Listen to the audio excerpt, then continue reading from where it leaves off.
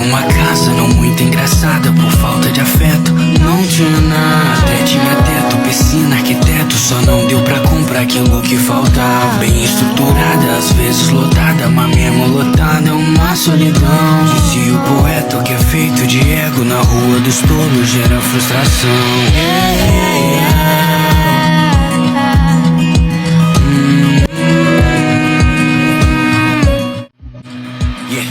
Havia outra casa, canto da quebrada, sem rua asfaltada, fora do padrão. Rinite furada, pequena, apertada, mas se for colar tem água pro feijão. Se o Mengão jogar pode até parcelar, vai ter... Você sabe o que é desigualdade social? Como o próprio nome opõe, é a diferença entre diversas pessoas, na renda, na educação, no estilo de vida, raça e gênero. De acordo com os dados de 2018, aqueles que fazem parte do 1% mais rico entre as pessoas mais ricas do mundo são donos de cerca de 50% da riqueza mundial. Essas pessoas têm mais do que o dobro das riquezas juntas de quase 7 bilhões de pessoas. Com esse dado, podemos extrair pelo menos duas mensagens. Existe um grupo bem pequeno de pessoas concentrando a maior parte da riqueza mundial e, assim como eu, você muito provavelmente não faz parte desse grupo. Com certeza, em algum momento você já ouviu falar que as pesquisas apontam que homens recebem mais que as mulheres, mesmo exercendo o mesmo cargo com a mesma qualificação, mas com o passar do tempo esse fator vem mudando. Devemos ressaltar também a desigualdade entre as oportunidades de trabalho, quando comparamos brancos e negros. A desigualdade é uma preocupação global e está presente há milhares de anos, mas com o progresso do capitalismo, começa a tornar-se mais acentuada. Quando a descoberta a ampliação do sistema agrícola, começou a ocorrer o que chamamos de excedente. Com isso, algumas famílias conseguiram produzir mais e outras menos, gerando a disparidade.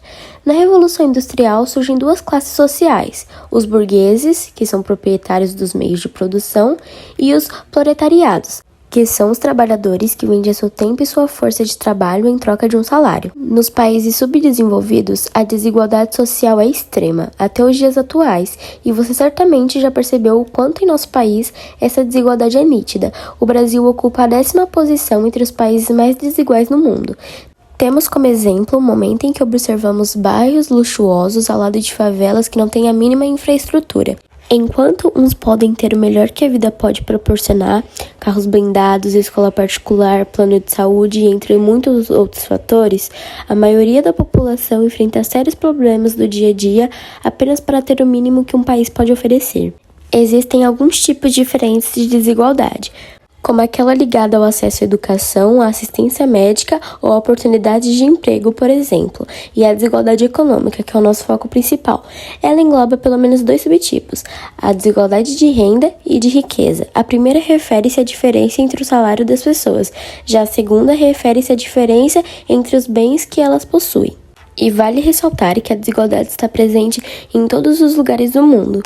Contudo, em algumas ações ela será mais perceptível, tendo em vista em que países mais pobres, além da desigualdade, existe também a exclusão social, que ocorre quando uma parcela significativa da população não possui o básico para sua sobrevivência e, como consequência, fica à margem da sociedade.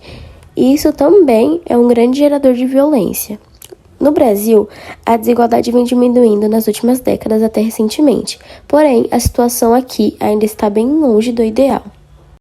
Onde há grande propriedade, há grande desigualdade. Para um muito rico, há no mínimo 500 pobres, e a riqueza de poucos presume na indigência de muito. Adam Smith.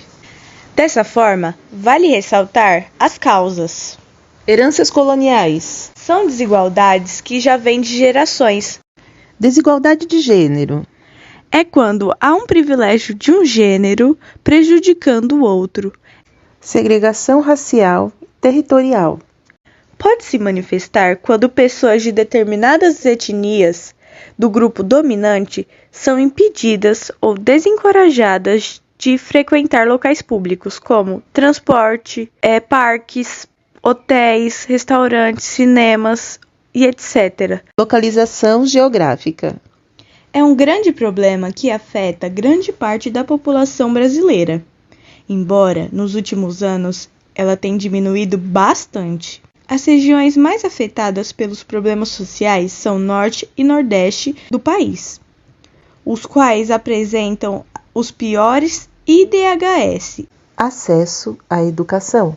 Com a pandemia, ficou evidente que muitas escolas no país não tinham condições estruturais.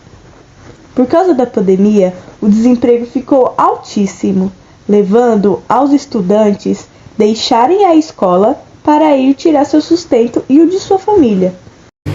Consequências da desigualdade econômica. Em primeiro lugar, é necessário ressaltar que o acesso aos direitos básicos do cidadão, como saúde, moradia, lazer e emprego, estão relacionados às questões sociais e econômicas. A desigualdade econômica faz com que a riqueza seja concentrada nas mãos de poucas pessoas. A concentração de renda no Brasil é uma das mais altas do mundo e, como consequência dessa má distribuição de renda, entram fome e pobreza. No Brasil, o 1% mais rico concentra 28,3% da renda total do país. Em outras palavras, quase um terço da renda está nas mãos dos mais ricos. Em 2020, no Brasil, o número de bilionários saltou de 44%, passando de 45% para 65% de bilionários, sendo que junto eles detêm mais de 219 bilhões de dólares, o equivalente a 1,2 trilhões de reais. Ao mesmo tempo, nos últimos anos, a fome no Brasil também avançou. Segundo dados da Rede Pensa, no ano de 2020, a segurança alimentar brasileira caiu de 77,1% para 44,8%. Em 2021, pelo menos 15% da população passou a conviver com a falta diária de ter o que comer. A desigualdade econômica, ao aumentar a pobreza, a fome e afetar as condições de saúde das classes desfavorecidas, reduz a qualidade de vida e traz malefícios diversos à vida da população. A fome, por exemplo, tem consequências na saúde física e na saúde mental, podendo causar depressão, ansiedade e transtorno de estresse pós-traumático. Também aumenta o risco de doenças crônicas.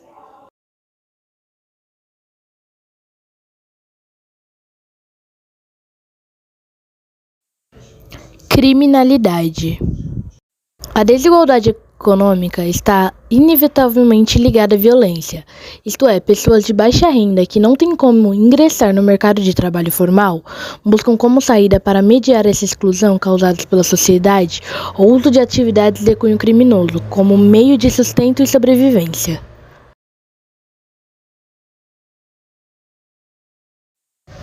No âmbito econômico, há um ciclo. A disparidade de renda leva a menos investimentos em educação, que, consequentemente, leva a menos progresso e desenvolvimento econômico.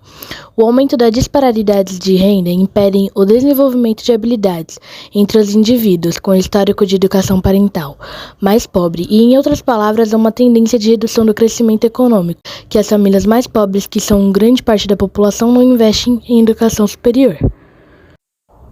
A desigualdade econômica, então, a ausência ou inconsistência de programas de transferências de renda agravam o problema. Assim, a fome e a pobreza aparecem junto ao aumento da criminalidade e da violência, dos prejuízos diversos às classes desfavorecidas e também do impedimento do progresso econômico e social. Geralmente, existem diversas consequências da desigualdade social e econômica. A marginalização de parte da sociedade, o retardamento no progresso da economia do país, a pobreza, a favelização e o crescimento da criminalidade e da violência são algumas das consequências. E algum dia, vamos acabar com essa desigualdade? Pelo mendigo roto em cada súplica, por todo casal gay discriminado. Proclamamos que não se exclua ninguém, senão a exclusão.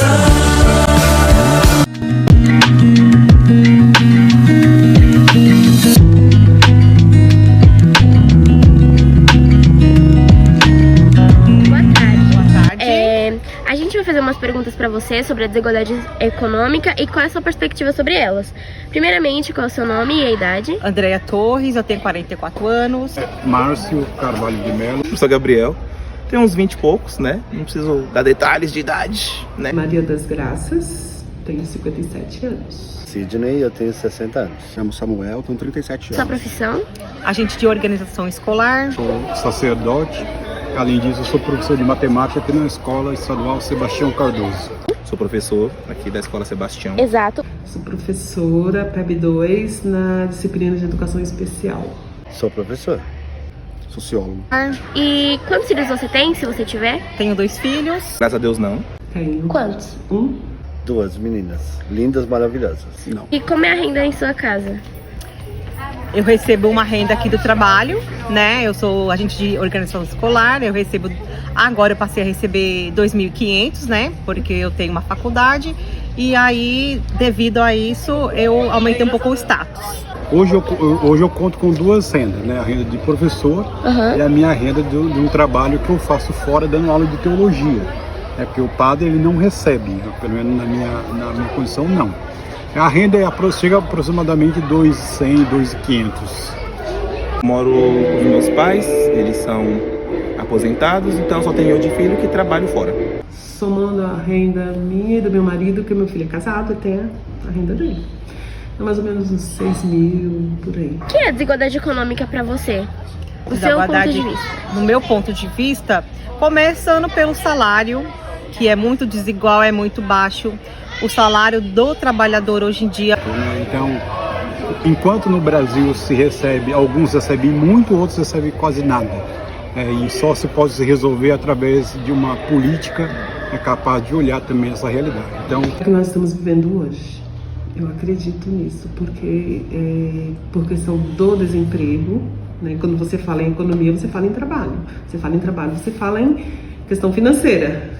Quem não trabalha não tem de onde tirar esses recursos. A diferença entre as pessoas que têm um ganho muito alto e as pessoas que têm um ganho muito baixo ou nenhum ganho.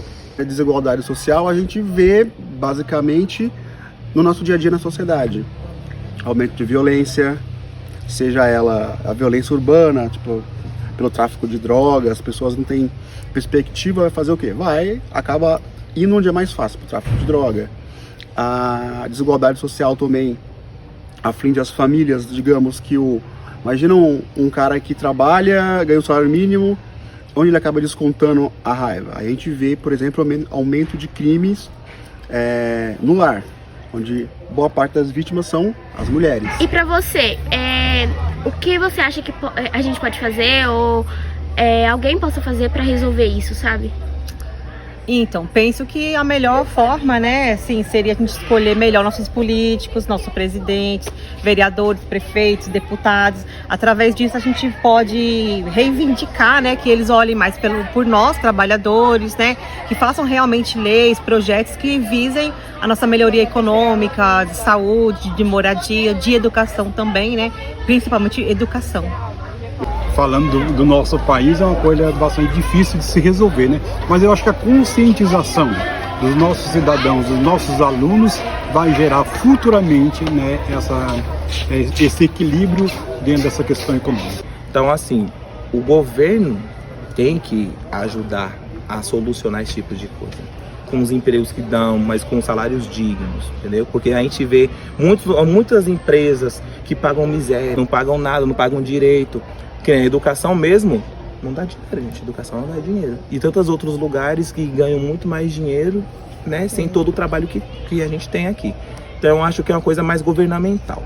O governo tem que dar um jeito de ajudar, lidar com dinheiro público principalmente, para poder tentar resolver, né? Com um problema de tanto tempo, não se resolve tão fácil, né?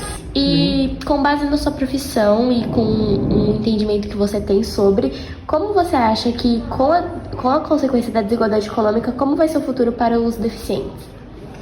Para a pessoa com deficiência? Exato. Como está hoje, né, como eu falei hoje, eles têm direitos, né, financeiros, que o governo tem que aportá-los, mas isso não está acontecendo, né? Eles estão perdendo esses direitos, né? Muitas famílias que eu ajudo, que eu trabalho, os alunos que eu atendo, alguns já perderam essa ajuda financeira. Então, a tendência, se continuar como está hoje, é piorar a vida deles. E por fim, para você, de acordo com a sua profissão e com a matéria que você aplica, você acha que isso vem se estendendo durante os anos e tal, com os estudos? Na verdade, não. infelizmente, nós como professores e a própria sociedade em si, ela leva a educação para o lado onde o que está mais pautado é o conteúdo. E esquece, na verdade, de trabalhar o que é real, a realidade das pessoas. Então, eu acho que deveria ter uma melhor educação financeira na escola para que, inclusive, os alunos aprendessem o quanto os seus pais ganham e o quanto eles poderiam estar ajudando seus pais, tanto a economizar, como a gastar e como gastar. Dona Maria de Nazaré, o que mais dói? O que mais dói, meu bem, a fome dói. E as lágrimas não é de outra coisa não, é simplesmente